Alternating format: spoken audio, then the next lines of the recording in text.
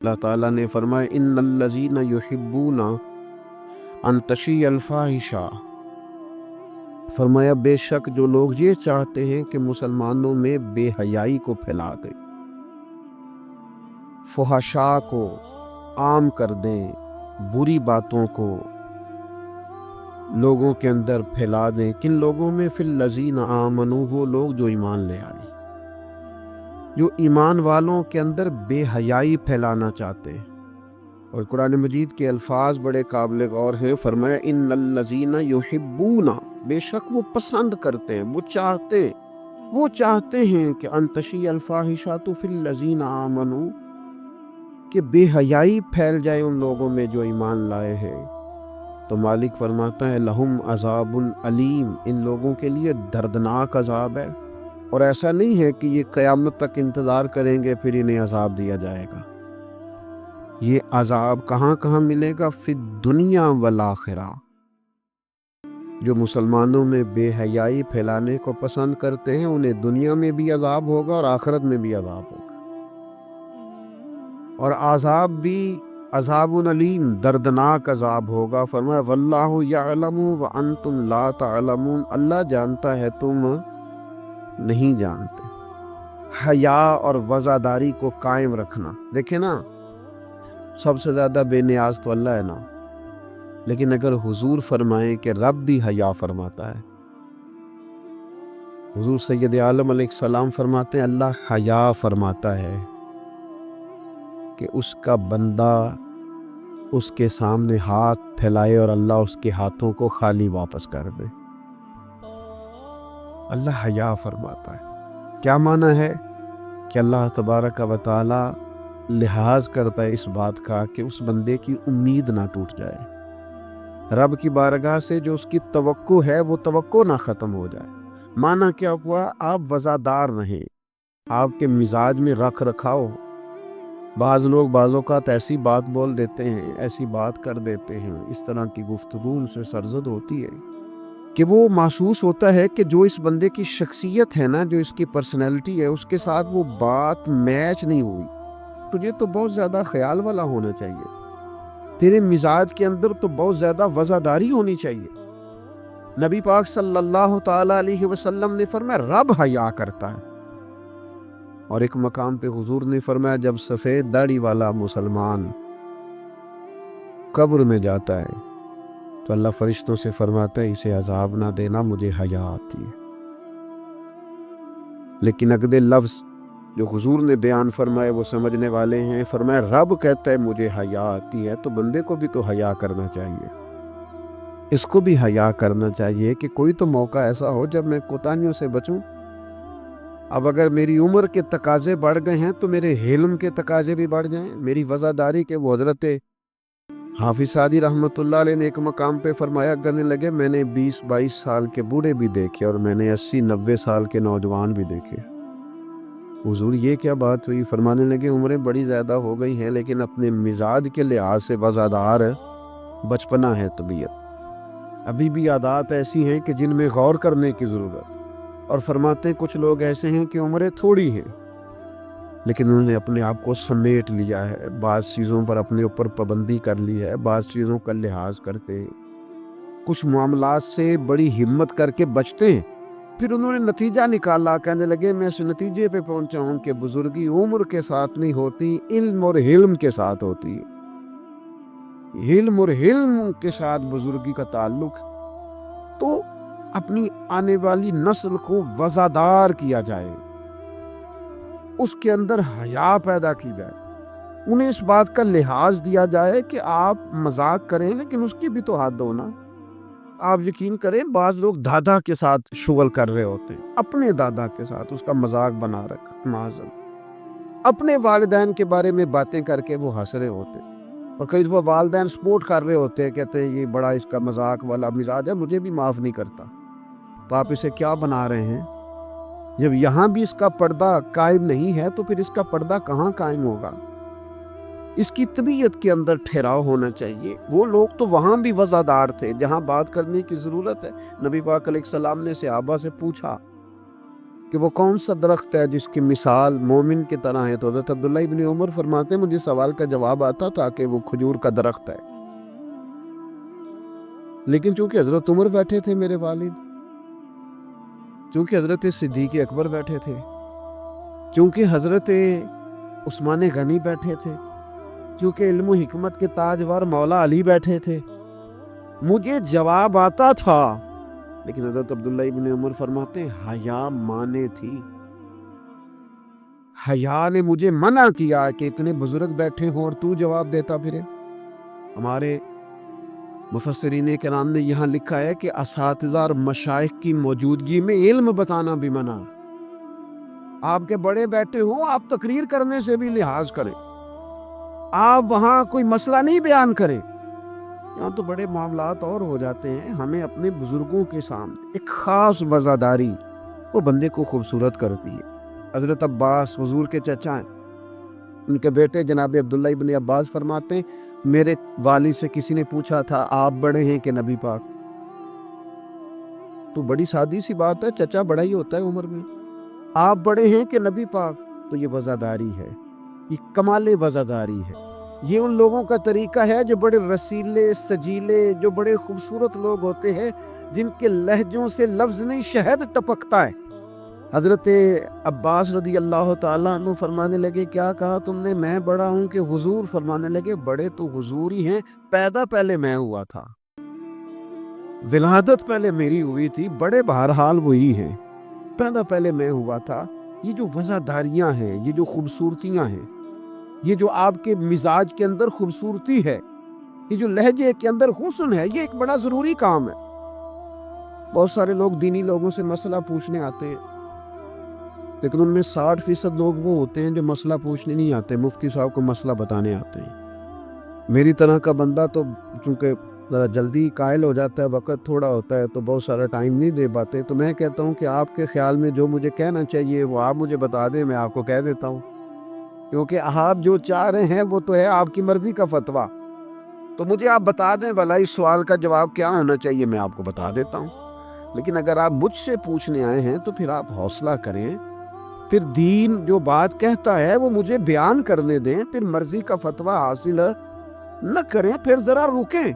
اور یہی حالت بہت سارے اللہ ماشاء اللہ شاگردوں کی ہوتی ہے، ان کا خیال ہوتا ہے استاد میری مرضی کے حساب سے تعلیم دے، مریدین کا خیال ہوتا ہے کہ شیخ اس طرح کر کے چلے، تو بھئی تیری شرطوں پہ ہی کرنا ہے، اگر تجھ کو قبول تو یہ سہولت تو مجھے سارا جہاں دیتا ہے، اگر تیری شرطوں پہ تو نے آنا ہے کہ میرے پاس یہ ٹائم ہے تو اس ٹائم آؤں گا، تو میں اس وقت پسند کرتا ہوں تو میں اس وقت آؤں گا، تو آپ اگر یہ کہیں گے تو پھر میں یہ تیری شرطوں پہ ہی کرنا ہے، اگر تجھ کو قبول، یہ سہولت تو مجھے سارا جہاں دیتا ہے، پھر تو ٹھیک ہے۔ اگر ہم نے کچھ لوگ کچھ دو کی پالیسی پہ ہی تعلق بنانا ہے تو پھر استادی شاگردی تو نہ ہوئی، پھر تو ٹھیک ہو گیا، پھر یارانے کریں گے، دوستیاں کریں گے، اس طرح کے لوگ تو ڈھیروں مل جاتے۔ اپنی زندگی کے اندر وزاداری، خوبصورتی، ٹھہراؤ، لہجے کے اندر حسن، مزاج کے اندر ایک کمال۔ حضرت امام مالک رحمۃ اللہ علیہ کو کسی بات پر امام اعظم نے بڑا ڈانٹ دیا، شاگرد تھے، بڑا ڈانٹ دیا، سخت ڈانٹا، اور اس کے بعد بھی وقفے سے کبھی کوئی ایسی بات ہوتی تو امام صاحب کہتے ہیں میری طبیعت سے وہ غصہ نہ جاتا کہ یار اس نے ایسا کیوں کیا۔ کچھ عرصے کے بعد جا کے وہ بات کھلی کہ جس بات پر امام ابو مالک کو ڈانٹا ہے ان کی تو غلطی نہیں تھی، دوسرے کلاس فیلو کی غلطی تھی، انہوں نے تو یہ بات کہی نہیں، تو کسی اور نے کہی تھی اور نام ان کا لگ گیا۔ بچے کر دیتے ہیں نا شرارت، کسی نے کی نام کسی، تو امام اعظم ابو حنیفہ رحمۃ اللہ علیہ امام مالک سے کہنے لگے بیٹا تم نے بتایا کیوں نہیں، اتنی ڈانٹ کھا لی؟ حضرت امام مالک نے سر جھکا لیا، کہنے لگے حضور لوگوں کے جسموں پر لوگوں کا احسان ہوتا ہے، میری تو سانسوں پر بھی تیرا احسان ہے، میری سانسیں بھی تیری مقروض ہیں۔ یہ جو لوگ مالک کو جانتے ہیں یہ اس نسبت سے جانتے ہیں کہ یہ ابو حنیفہ کی گلی میں آتا جاتا ہے، سونیاں زندگی میں جتنا نام اور عروج پایا تیرے صدقے پایا، 4 جھڑکیاں نہ سہ سکتا تیرے نام پر، میں نے پسند نہیں کیا۔ اور پھر آپ نے پوچھا بھی تو نہیں نا کہ بتاؤ، آپ نے کہا ڈانٹ کھانی ہے تو دکھ قبول محمد بخشا بس راضی رہن پیارے، کوئی حرج نہیں، آپ نے کہا ڈانٹ کھانی ہے تو کھا لیتی، اس میں حرج والی کون سی بات؟ یہ خاص وزاداری، یہ خاص خوبصورتی۔ میں آپ سے عرض کروں، ہمارے گھروں میں جو بڑے بوڑھے ہوتے ہیں نا، وہ جب پڑھی لکھی بہو لے کے آتے ہیں نا تو اس کا مطلب یہ تھوڑی ہوتا ہے وہ بیچارے ہانپتے کامتے رہیں گے، ڈرتے رہیں گے کہ جناب بہو بڑی پڑھی لکھی ہے یا داماد بہت پڑھا لکھا ہے تو کوئی ایسی بات نہ ہو جائے کہ وہ کہے او بابے کو تو پتہ ہی نہیں۔ پڑھا لکھا وہ بندہ ہوتا ہے جو دوسروں کے مزاج کی رعایت کرے، جو تھوڑا سا سمجھے کہ میری اس چیز کی وجہ سے کوئی شخص کسی کمزوری کا شکار تو نہیں ہو رہا۔ اگر آپ نے تربیت کی ہے تو پھر تربیت کا معنی تو یہ ہونا چاہیے کہ اسے ادب بھی کرنا ہے، پیار بھی کرنا ہے، گھر کے بزرگوں کے حق میں اس کے رویے میں نرمی بھی آئے۔ اور اگر آپ نے تربیت یہ کی ہے کہ ہم چما دیگرے نے اس تمہاری طرح کا دوسرا کوئی نہیں، تو پھر یاد رکھو اگر تمہاری طرح کا دوسرا کوئی نہیں نا تو پھر تمہیں بھی کوئی ماننے کو تیار نہیں ہے۔ پھر جعلی روب اور ہوتا ہے اور دلوں میں محبت اور ہوتی ہے، پھر ان چیزوں میں فرق ہوتا ہے۔ اگر آپ تعلیم یافتہ ہیں تو آپ دوسروں کے مزاج کی رعایت کریں۔ آپ کو پھر حضرت مولا علی شیر خدا رضی اللہ تعالیٰ عنہ سے کسی آپ نے فرمایا ایک مقام پہ فرمایا ہر چیز کی زکوٰۃ ہوتی ہے، عقل کی زکوٰۃ پتہ کیا ہے؟ حضور کیا فرمایا؟ عقل کی زکوٰۃ جاہلوں کے ساتھ گزارا کرنا، تیری عقل کی زکوٰۃ نکلے گی، تجھے پتہ چلے گا کہ تو کس طرح گزارا کرتا ہے۔ اور اگر تو جاہل سے گزارے نہیں کر سکتا تو پھر اس کا مطلب یہ ہے کہ تو نے علم کو سمجھا۔ عزیز دوست، آپ غور فرمائیں اور اس پر آپ توجہ رکھیں گے کہ وزاداری، لفظوں کا چناؤ۔ قرآن مجید نے کہا یا ایھا الذین آمنوا لا تقولوا راعینا وقولوا انظرنا، اے ایمان والو تم نے جب میرے محبوب سے بات کرنی ہے تو راعینا نہیں کہنا، انظرنا کہنا ہے۔ یہ نہیں کہنا حضور سمجھ نہیں آئی رعایت کر دے، یہ کہنا یا رسول اللہ ایک نظر کرم کر دے، ذرا بات دوبارہ سمجھا دیں۔ آپ اچھے جملے تلاش کے وزاداری کے ساتھ، ایک خاص حیا کے ساتھ۔ حضرت مولا علی شیر خدا فرماتے ہیں حضور سے مسئلہ پوچھنا تھا۔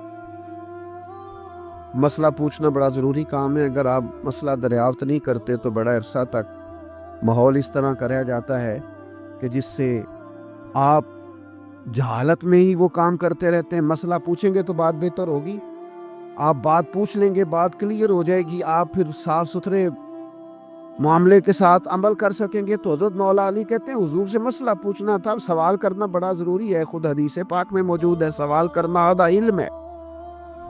لیکن حضرت علی کہتے ہیں نبی کریم سے مسئلہ پوچھنا تھا، میں نے مہینوں انتظار کیا، ہفتوں انتظار کرتا میں، میرا خیال تھا کہ میں سوال کی تکلیف بھی نہ دوں، کوئی اور آ جائے آ کے حضور سے مسئلہ پوچھ لے۔ حیا مانی تھی میں داماد ہوں حضور کا رشتے میں، کچھ ایسی باتیں ہیں جو حیا کے مانند میں سوال نہ کرتا، میرا دل ہوتا کوئی اور پوچھ لے، وہ پوچھے گا حضور بتائیں گے، ساتھ میرا مسئلہ بھی حل ہو جائے گا۔ لیکن جہاں لوگ بے باکی کو اور بے حیائی کو کہتے ہیں جی او میں پرواہ نہیں کرتا، تو یہ تو بھئی آپ نہیں پرواہ کرتے تو آپ کی مرضی ہے۔ اور ہمارے زمانے میں ویسے بھی جو زیادہ بدتمیز ہوتا ہے اس کا عروج بھی زیادہ ہوتا ہے، بدتمیزوں سے لوگ ڈرتے ہیں۔ بدتمیز جو ہوا لوگ اس سے ڈرتے ہیں، کہتے ہیں کوئی ایسی بدتمیزی کر دے گا کہ بعد میں دقت ہوگی۔ وہ شریف آدمی اس سے جھجک رہا ہوتا ہے، وہ سمجھ رہا ہوتا ہے میں بڑی شے ہوں، تو کچھ بھی نہیں ہے بھائی، تو بدتمیز ہے۔ اور کچھ لوگ گاند سے اس لیے بچتے ہیں کہ اس میں روڑا پھینکا تو چیٹے پڑیں گے، پھر کپڑے بدلنے پڑیں گے، نہانا پڑے گا، اس لیے لوگ بچ کے گزرتے ہیں۔ تیرا خیال ہے کہ تجھ سے بڑا لوگ ڈرتے ہیں؟ تو اپنی زندگی میں وزاداری، شرم و حیا۔ اب دیکھیے سیدہ عائشہ صدیقہ رضی اللہ تعالیٰ عنہ ارشاد فرماتی ہیں نبی پاک علیہ السلام عرب کی کنواری لڑکیوں سے بھی زیادہ حیا والے تھے، شرمیلے تھے۔ حضور علیہ السلام فٹافٹ بے باک ہو کر کسی سے کوئی بات نہ کرتے۔ اب دیکھیں صحابہ غلام ہیں رسول پاک کے، اگر حضور کسی کا نام لے کے بھی اس کی تربیت کرنا چاہیں تو وہ آدمی خوش ہوگا، سعادت مندی ہوگی، لیکن حضور کو کسی شخص کے بارے میں بتایا جاتا نا فلاں نے یہ بات کی ہے تو کبھی نامینیٹ کر کے اس بندے کے سامنے بات نہیں کر، یہ وزاداری والا معاملہ ہے۔ تو محبوب کیا فرماتے؟ حضور فرماتے لوگوں کو کیا ہو گیا ہے اب انہوں نے اس طرح کرنا شروع کر دیا، وہ ایک کی بات ہوتی سب کو سمجھ آ جاتی اور اس کی بھی سال لگتے اصلاح ہو جائے. اپنی مزاج سے اپنی وزاداری کو ختم نہیں کریں, اپنے لہجے کو ختم نہ کریں. میں مذہبی اسٹیجوں پہ دیکھتا ہوں یہ بڑی تکلیف ہوتی, جو فلانی چیز نہ مانے وہ حلالی نہیں, جو فلانی بات کا جواب نہ دے باپ کا ہی نہیں. یہ آپ کا سٹائل ہے؟ یہ دیندار لوگ اس طرح بات کرتے ہیں؟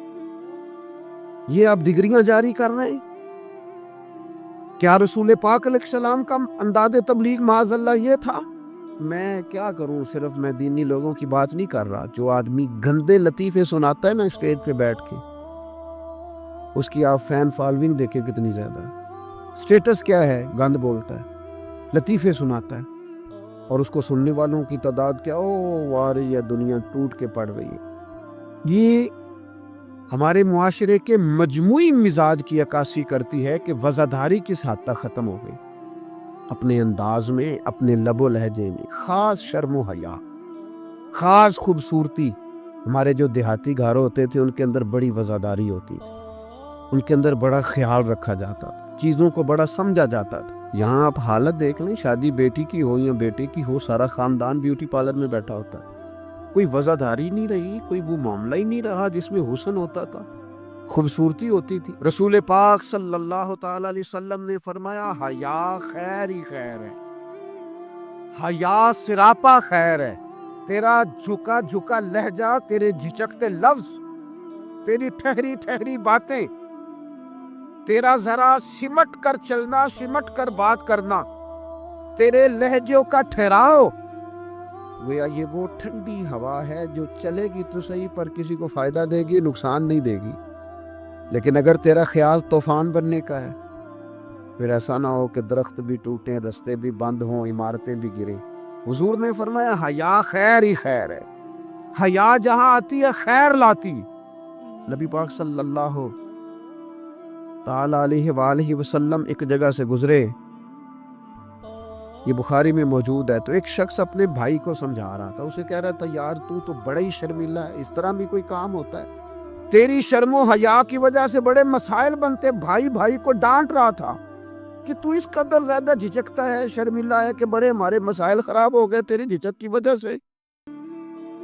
حضور قریب سے گزرے تو یہ میرے کریم کا انداز دیکھیے. حضور فرمانے لگے اسے کچھ نہ کہے, اسے چھوڑ دے, اس لیے کہ حیا تو ایمان کا حصہ ہے, حیا تو ایمان کا حصہ ہے. اور ایک حدیث میں حضور نے فرمایا 70 سے زیادہ شاخیں ہیں ایمان کی, اور حیا بھی ایمان کا حصہ ہے. آپ وزادار رہیں, آپ میں خوبصورتی رہے, آپ تھوڑا سا انتظار میں رہیں, آپ تھوڑا سا رکیں, آپ کوئی اپنے مزاج کے اندر کوئی ایسا چھچورا پن پیدا نہیں کریں جس سے آپ کی طبیعت, آپ کا لہجہ, آپ کا انداز, آپ یقین کریں سنجیدہ لوگ تو حجروں میں چلے گئے. شیخ بہت بزرگ تھے, عالم بھی تھے, تو کچھ سیاسی سوجھ بوجھ اچھی رکھتے تھے. میری ان سے ملاقات ہوئی تو میں نے ان سے کہا کہ صاحب آپ کو تو بڑا اچھا سیاستدان سمجھا جاتا تھا, تو کیا ہوا آپ چھوڑ گئے؟ کہنے لگے موجودہ سیاست سے وزاداری رخصت ہو گئی, لہذا ہم نے بھی ارادہ کیا ہے کہ اب یہ دامن بچانے والا کام ہے, لہذا قبل از وقت بھرا میلہ چھوڑ دینے کا ارادہ کیا ہے. اب یہ ماحول ہمارے والا نہیں رہا, دامن بچانے کا ارادہ کیا ہے کہ اس میں وزاداری نہیں. میرے عزیز, کبھی بھی اپنے مزاج سے, اپنے مرتبے سے, اپنے وقار سے نیچے اتر کر کبھی کوئی بات نہ کریں, کبھی کوئی کاروبار نہ کریں, کبھی کوئی لین دین نہ کریں. آپ اپنی وزاداری, اپنا حسن, اپنے ایمان اور تقوی کے ثمرات کی حفاظت کریں, کسی جگہ کوئی کمزوری نہیں دکھائیں. آپ اس خوبصورتی کا شکار رہیں جو اسلام نے عطا کی, اور اسے اپنے دامن میں بہت بڑی نعمت سمجھ کے سما کے رکھیں, کوئی کمزوری نہ دکھائیں. تھوڑی سی مشکل ہوتی ہے جب انسان زمانے کے ساتھ مل کے نہیں چلتا, تو مشکلات آتی ہیں تھوڑی بہت. جب دور کے مطابق فیشن نہیں کرتا تو ظاہر ہے اسے لوگ پینڈو بھی کہتے ہیں, اسے جاہل بھی کہتے ہیں, اسے یہ بھی کہتے ہیں کہ اسے شعور کوئی نہیں. یہ تانے تھوڑے بہت سننے پڑتے ہیں, لیکن آپ کی وزاداری, آپ کے وقار میں, آپ کے لہجے میں کسی قسم کی کوئی کمزوری نہیں آنی چاہیے۔ آپ ایک نمونہ ہیں، اور یہ مت سمجھیے گا کہ لوگ صرف آپ کی تقریر سے تاثر لیتے ہیں۔ آپ کا نمونہ عمل آپ کے گھر سے لے کر دوستوں کی محفل تک وہ شمار کیا جاتا ہے۔